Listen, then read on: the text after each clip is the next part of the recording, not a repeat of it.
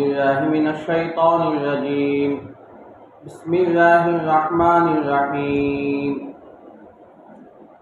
لقد من الله على المؤمنين إذ بعث فيهم رسولا من أنفسهم يتلو عليهم آياته ويزكيهم ويعلمهم الكتاب والحكمة وإن كانوا من قبل لفي ضلال مبين. أولما أصابتكم مصيبة قد أصبتم مثليها قلتم أنى هذا قل هو من عند أنفسكم إن الله على كل شيء قدير. وما أصابكم يوم التقى الجمعان فبإذن الله وليعلم الذين نافقوا. وقيل لهم تعالوا قاتلوا في سبيل الله أو ادفعوا قالوا لو نعلم قتالا لاتبعناكم هم للكفر يومئذ أقرب منهم للإيمان يقولون بأفواههم ما ليس في قلوبهم والله أعلم بما يكتمون. الذين قالوا لإخوانهم وقعدوا لو أطاعونا ما قتلوا قل فادرءوا عن أنفسكم الموت إن كنتم صادقين.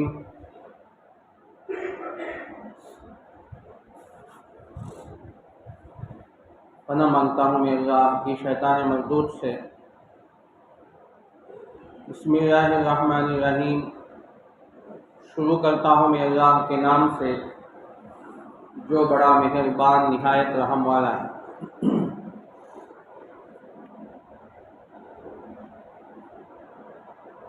جن آیتوں کی تلاوت ہوئی ہے یہ آیتیں سورہ آل عمران کی ہیں.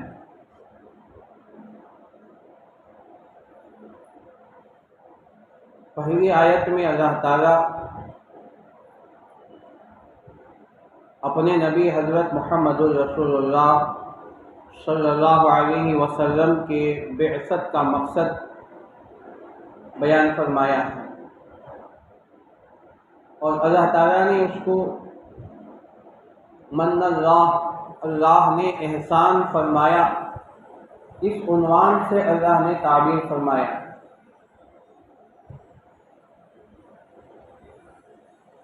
اللہ کے نبی صلی اللہ علیہ وسلم کی جو بعثت کا ذکر ہے قرآن کریم کے اندر اللہ نے 4 جگہ ذکر فرمایا. سورہ بقرہ میں 2 جگہ یعنی الف لام میم کے آخر میں اور دوسری جگہ سورہ بقرہ ہی میں سیخول کے دوسرے صفحے میں اور تیسرا یہاں اس آیت میں سورہ آل عمران میں اللہ نے ذکر فرمایا. پھر 4تھی مرتبہ اللہ نے 28ویں پارے میں سورہ جمعہ میں ذکر فرمایا. ایک ہی آیت کو اللہ تعالیٰ نے 4 جگہ ذکر فرمایا. اللہ کے نبی صلی اللہ علیہ وسلم کیوں مبعوث ہوئے, کیوں آپ بعثت فرمائے, اللہ کے نبی صلی اللہ علیہ وسلم کے دنیا میں آنے کا کیا مقصد ہے. 4 مقصدوں کو اللہ نے ذکر فرمایا. یتلو علیہم آیاتی ویزکیہم ویعلمہم الکتاب والحکمہ. 4 مقصد کو اللہ تبارک و تعالیٰ نے ذکر فرمایا. 4 جگہ میں اللہ نے ایک ہی مضمون کو, ایک ہی مفہوم کو 4 مرتبہ کیوں ذکر فرمایا. مضمون ایک ہے, مفہوم ایک ہے, لیکن جہاں اللہ تعالیٰ نے الگ الگ ذکر فرمایا ہے ہر جگہ کا مقصد الگ. اللہ نے وہاں کیوں ذکر فرمایا. سورہ بقرہ میں 2 جگہ اللہ تعالیٰ نے ذکر فرمایا اور اسی طرح اللہ تعالیٰ نے یہاں سورہ آل عمران میں کیوں ذکر فرمایا اور سورہ جمعہ میں اللہ تعالیٰ نے اس آیت کو کیوں ذکر فرمایا. اللہ کے نبی صلی اللہ علیہ وسلم کے آنے کا مقصد کیا ہے. یتلو علیہم آیاتی. اللہ کا نبی وہ ہے جو اللہ کی آیتوں کو پڑھ پڑھ کر سناتے ہیں. وَيُزَكِّيهِمْ اور ان کا تزکیہ فرماتے ہیں. وَيُعَلِّمُهُمُ الْكِتَابَ وَالْحِکْمَةَ، ان کو کتاب کی تعلیم دیتے ہیں اور حکمت کی بھی تعلیم دیتے ہیں۔ ان چار باتوں کو اللہ نے چار جگہ ذکر فرمایا۔ پہلے اللہ نے سورہ بقرہ میں جو ذکر فرمایا، حقیقت میں اللہ نے جو ذکر فرمایا ہے وہ حضرت ابراہیم علیہ السلام کی دعا کے بعد۔ حضرت ابراہیم علیہ السلام نے دعا فرمائی جب کعبۃ اللہ کی تعمیر سے فارغ ہوئے، وَإِذْ يَرْفَعُ إِبْرَاهِيمُ الْقَوَاعِدَ مِنَ الْبَيْتِ وَإِسْمَاعِيلُ، یاد کرو اس وقت کو جبکہ ابراہیم اور اسماعیل علیہ السلام دونوں نے کعبۃ اللہ کی تعمیر کر رہے تھے۔ تعمیر سے فارغ ہونے کے بعد حضرت ابراہیم علیہ السلام نے 3 دعائیں فرمائی، اور دعا کرنے والے حضرت ابراہیم علیہ السلام ہیں، دعا پر آمین کہنے والے ان کے فرزند حضرت اسماعیل علیہ السلام۔ تو ان دعا میں جو تیسری دعا ہے، حضرت ابراہیم علیہ السلام کعبۃ اللہ کی تعمیر سے فارغ ہونے کے بعد اللہ تعالیٰ نے وہ ذکر فرمایا۔ کیا ذکر فرمایا کہ اے اللہ ربنا وابعث فیہم رسولا من انفسہم، اے اللہ آپ ایک رسول کو انہی میں سے بھیجیے، انہی خاندان میں سے بھیجیے۔ اب کس کے خاندان میں؟ آمین کہنے والے حضرت اسماعیل علیہ السلام۔ حضرت اسماعیل علیہ السلام کے خاندان میں آپ بھیجیے۔ جتنے نبی آئے تقریباً 4000 نبی آئے تو بنی اسرائیل میں آئے، لیکن بنی اسماعیل میں کوئی نبی نہیں آئے سوائے محمد الرسول اللہ صلی اللہ علیہ وسلم کے، اور اس کے مصداق بن رہے ہیں حضرت اسماعیل علیہ السلام۔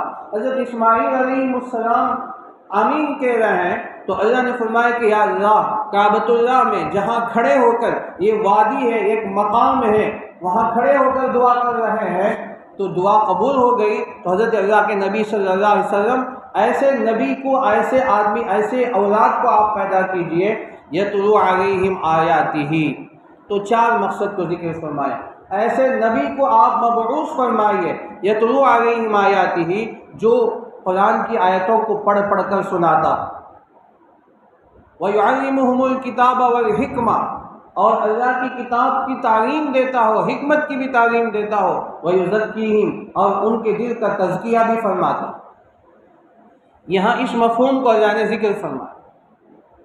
پھر اس کے بعد اللہ نے تقریباً 3 صفحے کے بعد سیقول میں پارہ بدل جاتا ہے لیکن سورہ ایک ہے، وہاں اللہ نے دوسری مرتبہ ذکر فرمایا کما ارسلنا فیکم رسولا منکم یتلو علیکم آیاتنا ویزکیکم ویعلمکم الکتاب والحکمہ۔ یہاں بھی مفہوم روک ہے لیکن مقصد کیا ہے؟ اوپر جو واقعات چل رہا ہے، اسی کی کسی بھی آیت کو سمجھنے کے لیے اوپر کے مفہوم کو دیکھنا پڑتا ہے یا بعد والے مفہوم کو دیکھنا پڑتا ہے۔ اللہ نے اوپر کس مفہوم کو ذکر فرما رہا ہے، کس مضمون کو اللہ ذکر فرما رہا ہے۔ اب دوسری مرتبہ جب اللہ تعالیٰ نے سورہ بقرہ میں ذکر فرمایا، وہاں جو مفہوم ہے وہاں اہل کتاب کا ذکر ہے، اہل کتاب کا اور تحویل قبلہ کا۔ جو یہودی ہیں قبلے کی تحویل پر انہوں نے ہنگامے فرمائے۔ اللہ کے نبی صلی اللہ علیہ وسلم مدینہ آئے تو اللہ کے نبی صلی اللہ علیہ وسلم کو حکم ہوا کہ بیت المقدس کی طرف منہ کر کے نماز پڑھے، تو 18 یا 16 مہینے تک، 1.5 سال تک اللہ کے نبی صلی اللہ علیہ وسلم بیت المقدس کی طرف منہ کر کے نماز پڑھے۔ تو یہودی بڑے خوش ہو گئے کہ دیکھو محمد صلی اللہ علیہ وسلم اور ان کے ساتھیوں نے ہمارے قبلے کا اتباع کیے ہیں، آگے چل کر وہ ہمارے دین کو بھی قبول کر لیں۔ لیکن 1.5 سال کے بعد پھر حکم ہو گیا کہ مسجد حرام کی طرف منہ کر کے نماز پڑھو، فَوَلِّ وَجْهَكَ شَطْرَ الْمَسْجِدِ الْحَرَامِ فَوَلُّوا وُجُوهَكُمْ شَطْرَهُ، کہا کہ اے نبی آپ پھر دوبارہ مسجد حرام کی طرف منہ کر کے نماز پڑھیے۔ یہ پورا مضمون اللہ نے 1.5 صفحے میں بیان فرمایا، تقریباً 11 آیتوں میں اللہ نے پورے مضمون کو ذکر فرمایا۔ اور جب پھر دوبارہ مسجد حرام کی طرف منہ کر کے نماز پڑھنے کا حکم ہو گیا تو یہودیوں نے بڑے ہنگامے کیے۔ یہ مسلمانوں کا دین ہے یا کوئی کھیل ہے؟ کبھی ادھر منہ کر کے نماز پڑھ رہے ہیں، کبھی ادھر منہ کر کے نماز پڑھ رہے ہیں۔ تو اس طرح انہوں نے ہنگامے کیے، انہوں نے پروپیگنڈے کر دیے۔ تو تو اللہ تبارک و تعالیٰ نے اس کا جواب دیا. اس کا جواب دینے کے بعد آخری کا مضمون اللہ تعالیٰ نے ذکر فرمایا کہ دیکھو کہ تمہارے نبی موسیٰ ہوں گے اور ان کے نبی عیسیٰ ہوں گے. تمہارے اوپر کتاب تورات نازل ہوئی اور تمہارے نبی پر انجیل نازل ہوئی، لیکن سب منسوخ ہو گئے. اب آخر میں اللہ کے نبی محمد الرسول اللہ صلی اللہ علیہ وسلم کو ہم نے بھیجا ہے. کما ارسلنا فیکم، ہم نے جیسا کہ ہم نے بھیجا رسول کو فیکم تمہارے درمیان، یتلو علیکم آیاتنا، اب ہمارا نبی تمہارے درمیان موجود ہے، تمہارے سامنے موجود ہے. مکے میں 13 سال تھا، مدینے میں آیا ہے تو مدینے میں تمہارے سامنے موجود ہے. اب فرمایا کہ تمہارے درمیان رسول موجود ہے، ان کے اوپر اترنے والی کتاب قرآن ہے. وہ قرآن یتلو علیہم آیاتنا، وہ ہماری آیتوں کو پڑھ کر سناتے ہیں. ویزکیکم، اور تمہارا تزکیہ کرتے ہیں. وَيُعَلِّمُكُمُ الْكِتَابَ وَالْحِكْمَةَ، اور اسی طرح ہم حکمت کو بھی تم کو حکمت اور کتاب کی باتیں سکھاتے ہیں. وَيُعَلِّمُكُم مَّا لَمْ تَكُونُوا تَعْلَمُونَ، اور وہ باتیں تم کو سکھلاتے تم نہیں جانتے. اب سمجھ میں آئے؟ تو پہلا جو مضمون تھا، حضرت ابراہیم علیہ السلام نے کعبۃ اللہ کی تعمیر کے بعد دعا کی. اس دعا میں نبی آخری اس زمان کے لیے دعا کر رہے ہیں. تقریباً کہ 1000 سال پہلے حضرت ابراہیم علیہ السلام دعا کر رہے ہیں. کئی 1000 سال کے بعد اللہ کے نبی صلی اللہ علیہ وسلم تشریف لائے، وہ دعا قبول ہوئی.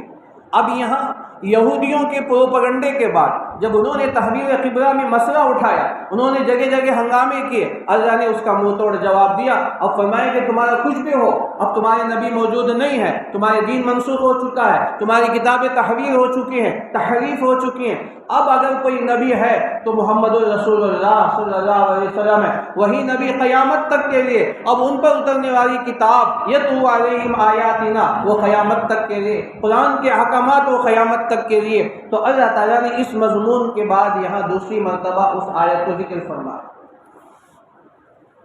اب تیسرا یہاں جو سورہ آل عمران میں جو آیت میں نے آپ کے سامنے پڑھی، اس کو تو زیادہ کہنے کی ضرورت نہیں. اب جو اللہ نے جو مضمون اب یہاں جو ذکر فرمایا، کیوں ذکر فرمایا آپ جانتے ہیں.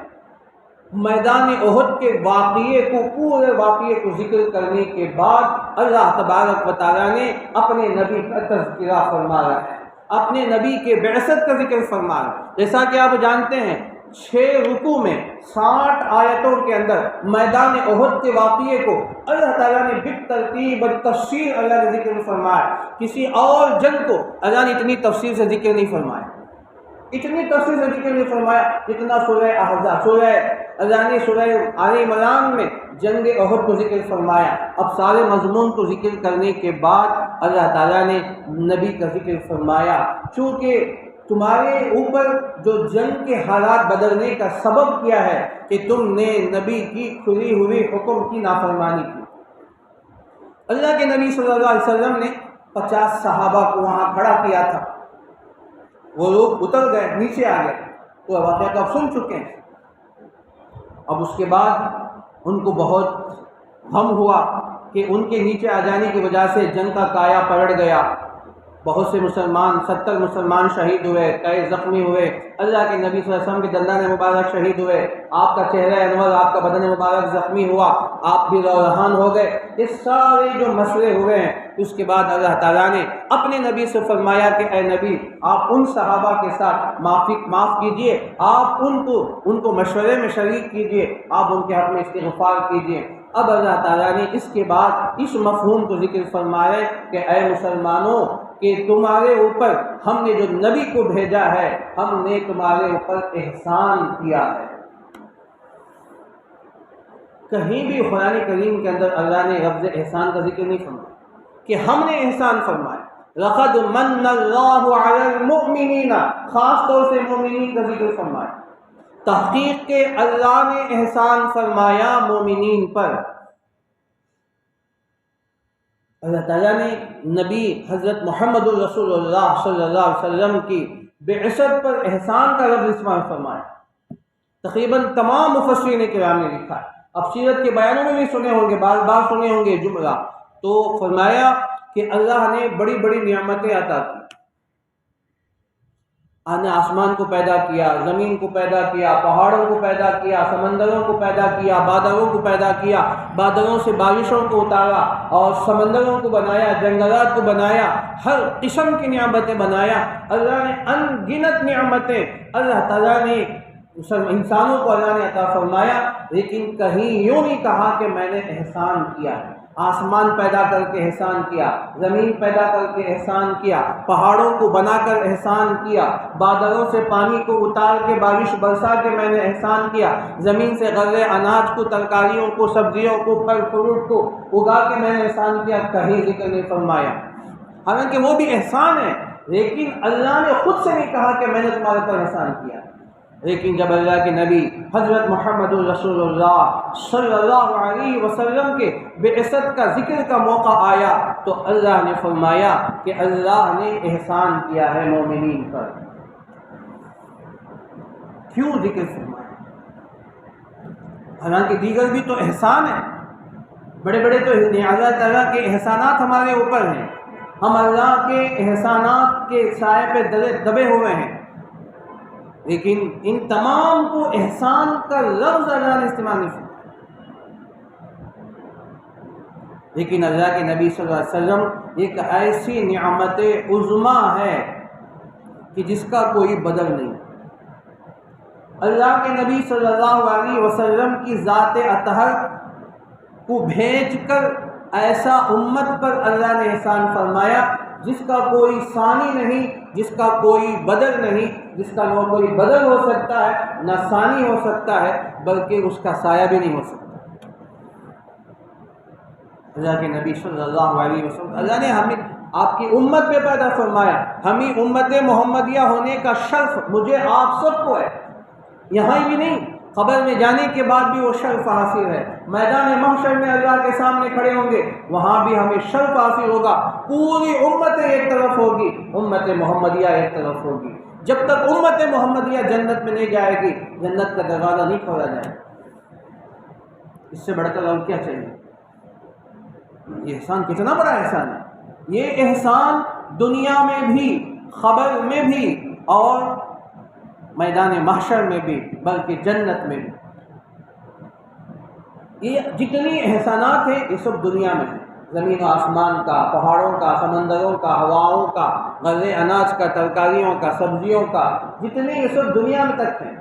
آدمی مر جائے گا تو تمام چیزیں ختم ہو جائیں گی، یا قیامت آ جائے گی تو ساری چیزیں ختم ہو جائیں گی، لیکن یہ ایسا احسان اللہ تعالیٰ نے مومنین پر فرمایا جس احسان کا نہ کوئی بدل پہلے تھا نہ بہ نہ آگے۔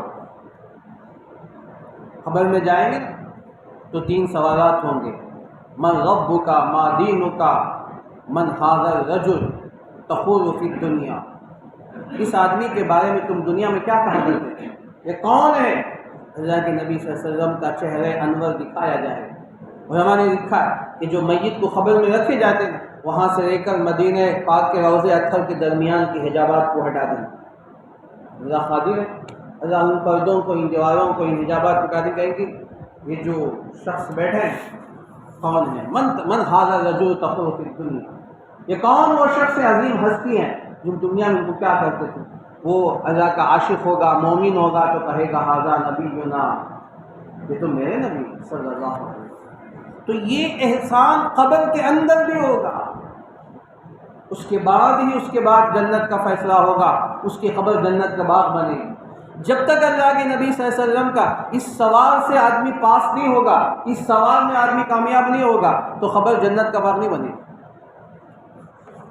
تو یہ احسانات ہیں، تو اس لیے اللہ تعالیٰ نے اگر کسی پر بولتا جائے تو پورا وقت اسی پہ ہو جائے، تو اللہ تعالیٰ نے اس کو احسان سے تعبیر فرمایا۔ تو اس لیے یہ آیتیں 4 جگہ ہے تو 4 جگہ الگ الگ نہیں ہوتی، 4 جگہ ایک ہی نہیں بلکہ الگ الگ ہیں۔ ہم سب کے مخدوم، ہم سب کے استاد و اساتذہ،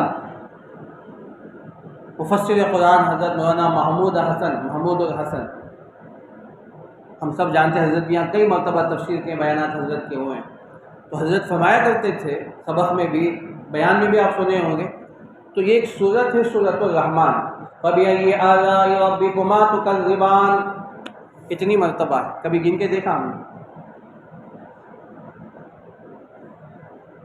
27 مرتبہ ہے، 20 پر 7 مرتبہ فبأي آلاء ربكما تكذبان۔ تو اب بظاہر ہماری عقل تو کہتی کہ ایک ہی آیت کو 20 پر 7 مرتبہ لانے کی، بار بار دہرانے کی، تکرار کی کیا ضرورت ہے؟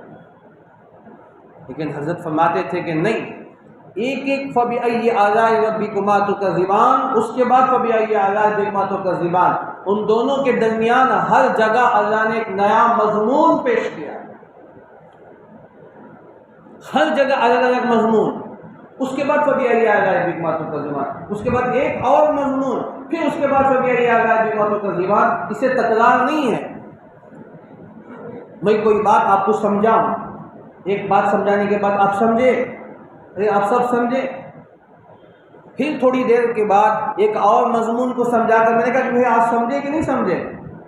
یہ میں اس طرح سبق میں یا درس میں اگر بار بار کہتا ہوں تو کوئی نہیں سمجھے گا یہ حضرت یہ جملہ کیوں بار بار کہہ رہا ہے، کیونکہ ہر بات کہنے سے پہلے اس سے پہلے ایک مضمون ہوتا ہے، اتنا اہم ہوتا ہے۔ اس مضمون کو مکمل کرنے کے بعد، اس مضمون کو سمجھانے کے بعد پھر اللہ تعالیٰ اس طرح پوچھ رہے ہیں فبأي آلاء ربكما تكذبان، اے انسان و جنات تم اپنے رب کی کون کون سی نعمتوں کا انکار کرو گے؟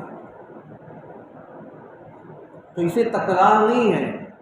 اللہ ایک ہی بات کو بار بار ذکر نہیں فرماتے، اس کی حکمتیں مصیتیں الگ ہیں، مفسرین کرام نے مستقل اس پر کتابیں لکھی۔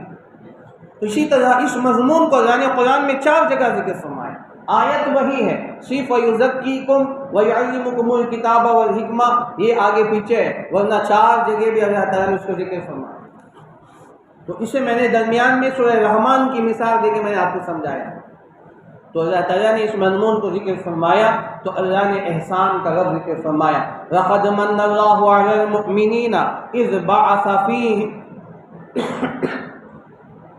تحقیق اللہ نے احسان کیا مومنین پر، اذ بعث فیہم رسولا من انفسہم، جبکہ اس نے بھیجا ان کے درمیان انہی میں سے ایک رسول کو بھیجا۔ اللہ کے نبی صلی اللہ علیہ وسلم کو اللہ نے مکے میں اور قریش خاندان میں، بنو ہاشم میں، قریش خاندان میں، اللہ نے مکے کی سرزمین میں انہی کے درمیان میں بھیجا۔ نبی کوئی باہر سے نہیں آتا، نبی انہی کے قوم میں سے ہوتے ہیں، انہی میں سے ایک فرد ہوتے ہیں۔ وَإِلَىٰ عَادٍ أَخَاهُمْ هُودًا وَإِلَىٰ ثَمُودَ أَخَاهُمْ صَالِحًا، یاد کرو قوم سمود کو، جو ان کے بھائی حضرت صالح علیہ السلام جو ان کے خاندان میں سے تھے، حضرت ہود علیہ السلام انہی کے خاندان میں سے تھے، حضرت لوط علیہ السلام انہی کے خاندان میں سے تھے، حضرت شعیب علیہ السلام انہی کے خاندان میں سے تھے، حضرت موسیٰ علیہ السلام انہی کے خاندان میں مصر میں پیدا ہوئے، بلکہ فرعون کے محل میں پرورش پائے، کوئی الگ باہر سے نہیں آئے۔ حضرت ہارون علیہ السلام جو ان کے 1 سال بڑے تھے، جو چچا زاد تایا زاد بھائی تھے، وہ بھی انہی میں سے تھے۔ تو نبیوں کو اللہ تعالیٰ انہی کے قوم میں پیدا فرماتے، کوئی باہر سے نہیں آتے۔ اگر باہر سے آئیں گے نا تو انکار کرنے کا ایک چانس ان کو مل جائے گا، یہ کون ہے؟ یہ تو ہمارے خاندان کے نہیں ہے، یہ تو کہیں باہر سے آئے ہیں، وہ پردیسی ہے، ہم نے بات نہیں مانی۔ تو اللہ نے وہ دروازہ بھی بند کر دیا۔ اب جو باہر سے آتے ہیں تو ان کا کلچر الگ ہوتا ہے، ان کا طریقہ الگ ہوتا ہے، ہر بستی کا الگ کلچر طریقہ الگ الگ ہوتا ہے، بولنے کا انداز، بات کرنے کا انداز، سمجھانے کا انداز، ہر ایک الگ الگ ہوتا ہے۔ اس لیے اللہ نے نبی کو باہر سے نہیں لائے، کسی اور بستی سے نہیں آئے، انہی کے خاندان میں، انہی کی سرزمین سے اللہ نے ایک نبی کو پیدا کرتے ہیں۔ اب وہ نبی 40 سال کے بعد نبوت کا اعلان کرتے ہیں، میں اللہ کا نبی ہوں، یا ایھا الناس قولوا لا الہ الا اللہ تفلحوا۔ تو پھر اللہ کے نبی صلی اللہ علیہ وسلم بھی ویسی میں انہی میں خاندان میں تھے۔ اب 40 سال کے بعد اظہار کس لیے فرماتے ہیں؟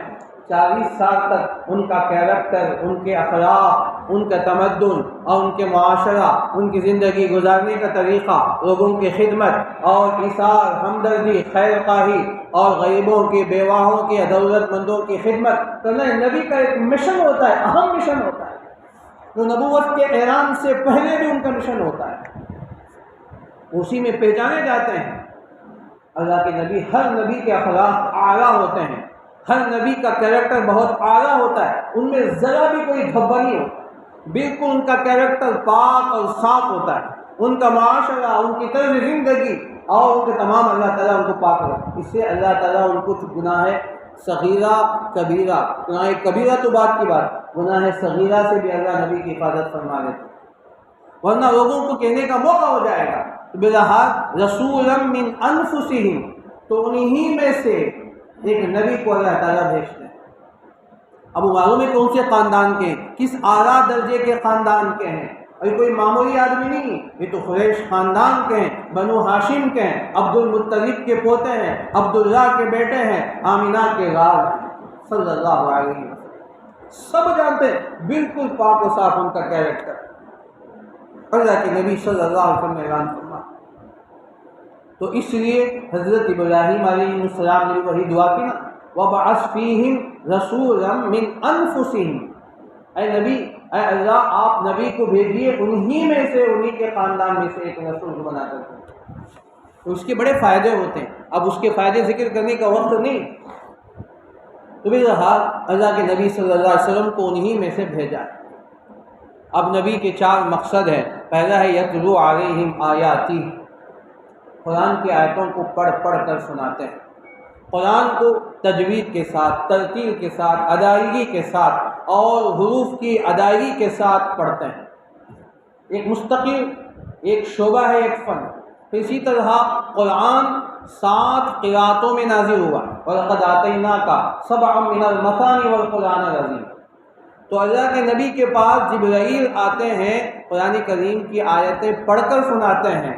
جس انداز سے، جس قراءت سے، جس طریقے سے اللہ کے نبی صلی اللہ علیہ وسلم کے سامنے جبرائیل پڑھتے ہیں، تو اللہ کے نبی صلی اللہ علیہ وسلم بھی صحابہ کے سامنے پڑھتے ہیں. یاد کرنے والے صحابہ یاد کر لیتے ہیں، اور لکھنے والے کاتبین وہی صحابہ اسے لکھ کر بھی محفوظ کر لیتے ہیں. کوئی یاد کر کے محفوظ کرتے ہیں تو کوئی لکھ کر محفوظ کر دیتے ہیں. یہ طلوع علیہم آیات ایک مستقل ہے کہ ادائیگی کس کو کس انداز سے پڑھنا ہے، کس کو کس طرح ادائیگی کے ساتھ ادا کرنا ہے. تو یہ سب اللہ کے نبی صلی اللہ علیہ وسلم پڑھ کر سناتے ہیں.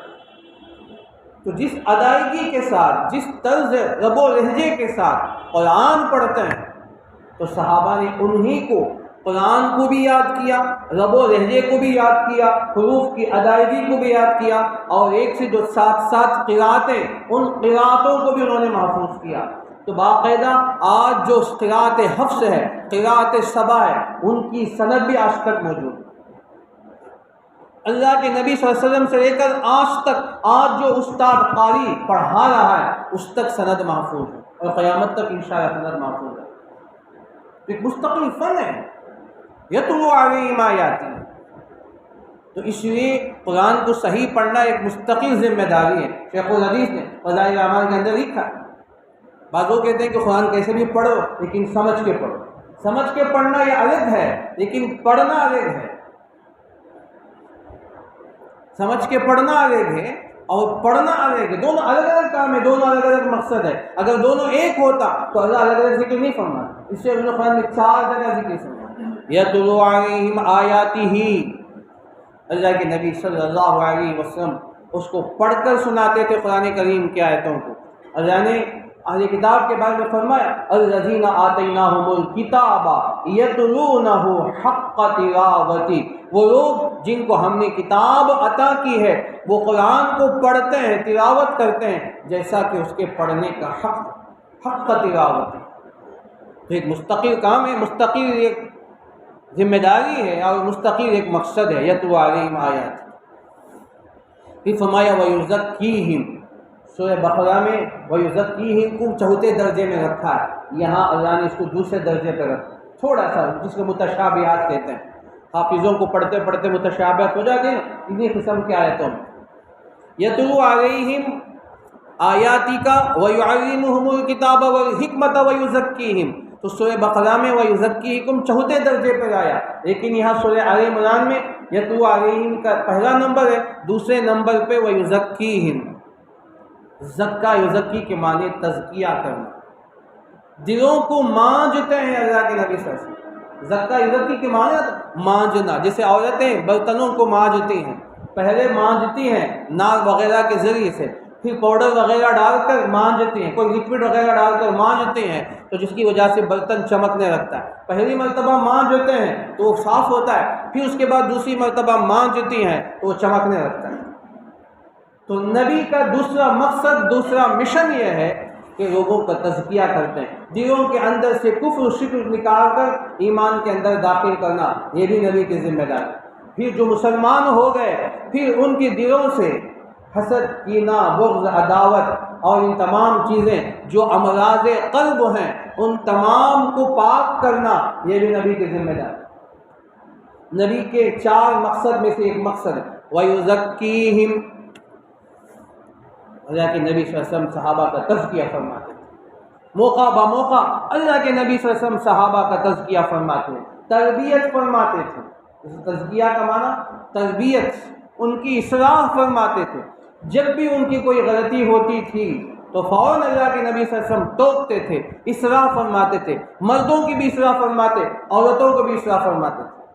بخاری کی ایک آیت ہے، بخاری کی ایک حدیث ہے، تو ایک صحابی حضرت ام عمارہ رضی اللہ عنہ آ کر کہنے لگی، یا رسول اللہ صلی اللہ علیہ وسلم، آپ تو صحابہ کے درمیان ہمیشہ رہتے ہیں اور ہمیشہ ان کو واضح نصیحت کرتے ہیں اور جمعے کے بیانات بھی سنتے ہیں اور ہمیشہ ان کو وقتاً فوقتاً آپ ان کو نصیحتیں سنتے کرتے رہتے ہیں، لیکن ہم محروم ہو جاتی ہیں۔ تو فرمایا ان صحابیہ انصاریہ عورت نے، یا رسول اللہ، ہفتے میں ایک دن آپ ہمارے لیے متعین کیجیے۔ اگر نبی نے کہا کہ ٹھیک، تو ہفتے میں ایک دن متعین ہو گئے۔ اللہ کے نبی صلی اللہ علیہ وسلم حضرت بلال کے ساتھ تشریف لے جاتے، کبھی انس ابن مالک بھی ساتھ ہوتے جو خادم خاص تھے، کبھی آپ کے منہ بولے بیٹے زید ابن حارثہ بھی ساتھ ہوتے۔ اللہ کے نبی صلی اللہ علیہ وسلم مستورات کے درمیان پردے کے ساتھ تشریف لے جاتے، آپ ان کو نصیحتیں فرماتے۔ عیدگاہ میں عید کے دن اللہ کے نبی صلی اللہ علیہ وسلم مردوں کو نصیحت کرنے کے بعد اگر آتے، ایک 2-4 منٹ 5 منٹ عورتوں میں بھی نصیحت فرماتے، تاکہ ان کا بھی تزکیہ ہو، وہ بھی اس طرح اپنے شوہروں کی کیسے خدمت کرے، گھر کی دیکھ بھال کیسے کرے، اپنے بچوں کی تربیت کیسی کرے، اپنے بچوں کی نگرانی کیسے کرے، ان کی نمازیں کیسے سناؤ اور ان کی کیسے مسائل ہیں، ان تمام مسائل کا حل، ان تمام مسائل کو بتاتے تھے۔ یہ اللہ کے نبی صلی اللہ علیہ وسلم کا جو تزکیہ ہے، تو مردوں کے ساتھ ساتھ بھی عورتوں کا بھی تزکیہ ہو۔ اسے سورہ ممتحنہ کے آخر کی آیت میں عورتیں بھی آپ کے پاس آ کر بیعت ہوتی، یا ایھا النبی اذا جاءک المؤمنات یبایعنک علی الا یشرکن باللہ شیئا ولا یسرقن ولا یزنین ولا یقتلن اولادہن ولا یأتین ببہتان یفترینہ بین ایدیہم۔ اللہ نے مستقل آیت فرمایا کہ اے نبی، جب تمہارے پاس مومنہ عورتیں آپ کے پاس آئیں بیعت کرنے کے لیے تو آپ انہیں بیعت کیجیے، اس بات پر وہ اللہ کے ساتھ شرک نہیں کرے گی، زنا نہیں کرے گی اور چوری نہیں کرے گی اور اپنے اولاد کو قتل نہیں کرے گی اور اسی طرح کسی پر بے وجہ بہتان نہیں لگائیں گے۔ ان شرطوں پر بیعت ہوتی تھی، یہ بیعت اصلاح ہے۔ بیعت عورتوں کی بھی اصلاح ہوتی تھی۔ اللہ کے نبی صلی اللہ علیہ وسلم جس طرح مردوں کا تزکیہ فرماتے، عورتوں کا بھی تزکیہ فرماتے تھے۔ آپ کے 4 مقاصد میں دوسرا مقصد یہاں ذکر فرمایا، ورنہ سورہ بقرہ میں 4 جگہ میں 4 نمبر میں اس کا ذکر فرمایا۔ اللہ نے فرمایا قد افلح من تزکا قد افلح من زکاہا قد افلح المؤمنون۔ تو فرمایا کامیاب وہ ہے جس نے اپنے دل کا تزکیہ فرمایا، کامیاب وہ ہے جس نے اپنے آپ کو سنوار لیا، اپنے دلوں کو پاک و صاف کر دیا۔ انہیں کے طریقے کے مطابق صوفیہ حضرات، مشائخین، اہل اللہ، تو یہ سلسلہ جو جاری ہے تصوف کا تو انہی سے ہے، تزکیے پر ہے۔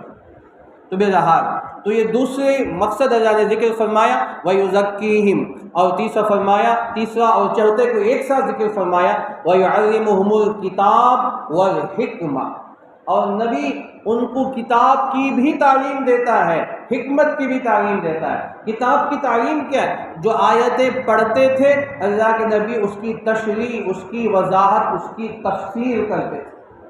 ہم کہتے ہیں نا تفسیر، ھذا بیان للناس، اللہ کے نبی صلی اللہ علیہ وسلم اس کی تشریح فرماتے تھے۔ اِنَّ عَلَيْنَا جَمْعَهُ وَقُرْآنَ فَإِذَا قَرَأْنَاهُ فَاتَّبِعْ قُرْآنَهُ ثُمَّ إِنَّ عَلَيْنَا بَيَانَهُ۔ اللہ نے فرمایا کہ جب قرآن ہم آپ کے سینے میں محفوظ کر دیتے ہیں تو آپ پڑھ کر سناتے ہیں، صحابہ کے سامنے قرآن پڑھ کر سناتے ہیں۔ یتلو علیہم آیاتی، پڑھنے کے بعد اللہ کے نبی صلی اللہ علیہ وسلم اس کی تشریح تفسیر بھی فرماتے تھے، توضیح بھی فرماتے تھے۔ حالانکہ قرآن عربی میں ہے اور صحابہ عربی میں ماہر تھے، لیکن پھر بھی اللہ کے نبی صلی اللہ علیہ وسلم اس آیتوں کی تشریح فرماتے تھے۔ خود صحابہ بعض مرتبہ پوچھتے یا رسول اللہ صلی اللہ علیہ وسلم اس آیت کا کیا مطلب، ہمیں سمجھ میں نہیں آیا، تو اللہ کے نبی تشریح فرماتے تھے۔ تو اللہ کے نبی صلی اللہ علیہ وسلم کتاب کی تعلیم دیتے، تعلیم اور تفسیر کرتے تھے اور کھول کھول کر بیان کرتے اللہ قرآن میں کیا فرما رہا ہے، اللہ کیا کیا نصیحتیں فرمائے، قرآن کے میسیجز کیا ہے، اللہ تعالیٰ کی طرف سے کیا پیغامات ہیں، اللہ کے نبی اسے کھول کھول کر بیان فرماتے تھے۔ تو یہ آپ کے مشن میں سے تیسرا مشن ہے۔ پھر چوتھا ہے والحکمت، اور حکمت کی باتیں۔ حکمت کے کئی معنی مراد ہوتے ہیں۔ حکمت کے ایک معنی یہ بھی ہے کہ حق اور باطل کے درمیان فرق کرنے۔ حکمت کے یہ معنی بھی ہے دین کی سمجھ۔ حکمت کی کئی معنی قرآن میں جگہ جگہ ارشاد فرما وَمَن يُؤْتَ الْحِكْمَةَ فَقَدْ أُوتِيَ خَيْرًا كَثِيرًا، اللہ جس کو حکمت دے دے اس کو بہت خیر مل جائے۔ حکمت دیتے ہیں بات کرنے کا ڈھنگ، بات کرنے کا انداز۔ بڑے آدمی آئیں تو ان سے کیسے بات کریں، اپنی عمر کے آئیں تو ان سے کیسے بات کریں، عالم ہیں علماء ہیں ان کے سامنے کیسے بات کریں، ماں ہیں ان سے کیسے بات کریں، باپ ہیں کیسے بات کریں، بڑے بھائی بہن ہیں کیسے بات کریں، اپنے دوستوں کے ساتھ کیسے، چھوٹوں کے ساتھ کیسے بات کریں، بڑوں کے ساتھ کیسے بات کریں۔ ایک حکمت ہے۔ اللہ جس کو حکمت عطا کرتے ہیں، جس کو حکمت آ گئی اسے پوری چیزیں مل گئی، پورا خیر اسے مل گیا۔ جو حکمت سے خالی ہے تو سارے خیر سے بھی وہ خالی ہو جائے۔ اور اس لیے حکمت کے کئی معنی آتے ہیں۔ تو یہاں حکمت کے معنی یہی ہے کہ دین کی سمجھ اور حق اور باطل کے درمیان فرق کرنے کی تمیز اللہ تعالیٰ اللہ کے نبی صلی اللہ علیہ وسلم کو عطا فرمائے، تو اللہ کے نبی اس کی بھی تعلیم دیتے تھے۔ وَيُعَلِّمُهُمُ الْكِتَابَ وَالْحِكْمَةَ۔ تو یہ چار مقصد ہیں، اللہ نے اس کو چار جگہ قرآن میں ذکر فرمایا، اس لیے چاروں جگہ الگ الگ مصلحتیں ہیں، الگ الگ مقاصد ہیں۔ آیتیں ایک ہیں لیکن مقاصد الگ الگ ہیں، تو اللہ نے اس کو یہاں ذکر فرمایا وَإِن كَانُوا مِن قَبْلُ لَفِي ضَلَالٍ مُبِينٍ، اور فرمایا کہ اے نبی، اے لوگوں، تم اس سے پہلے کھلی ہوئی گمراہی میں تھے، ہم نے نبی کو تمہارے درمیان بھیج کر ہم نے تمہارے پر احسان فرمایا۔ اب یہ پورے واقعے کا رب رباب ہے کہ جنگ احد، میدان احد کے واقعے سے لے کر یہاں اللہ تعالیٰ نے اپنے نبی کا ذکر فرمایا، کہا کہ جس نبی کی تم نے بظاہر نافرمانی کی ہے وہ نبی کو بھیج کر ہم نے اتنا بڑا احسان عطا فرمایا۔ اور جنگ میں جو کامیابی، ناکامی، پھر کامیابی ہوئی ہے یہ سب نبی کی برکتیں ہیں۔ اللہ تعالیٰ نے تمہارے درمیان نبی کو بھیجا ہے، تو یہ بہت بڑا احسان ہے۔ تو اس لیے احسان کو ذکر فرما کر نبی کے بعثت کے چار مقصد کو بھی اللہ تعالیٰ نے ذکر فرمایا وَإِن كَانُوا مِن قَبْلُ لَفِي ضَلَالٍ مُبِينٍ، اگرچہ کہ تم اس سے پہلے کھلی ہوئی گمراہی میں تھے، یعنی تم کو پتہ نہیں تھا علم کیا چیز تھے، اللہ کے نبی صلی اللہ علیہ وسلم نے تمہارے درمیان مبعوث ہو کر ان تمام مقاصد کو بیان فرمایا اور ان احکامات کو کھول کھول کے بیان فرمایا۔ اللہ عمل کی توفیق عطا فرمائے، آمین۔ وآخر دعوانا ان الحمد للہ رب العالمین۔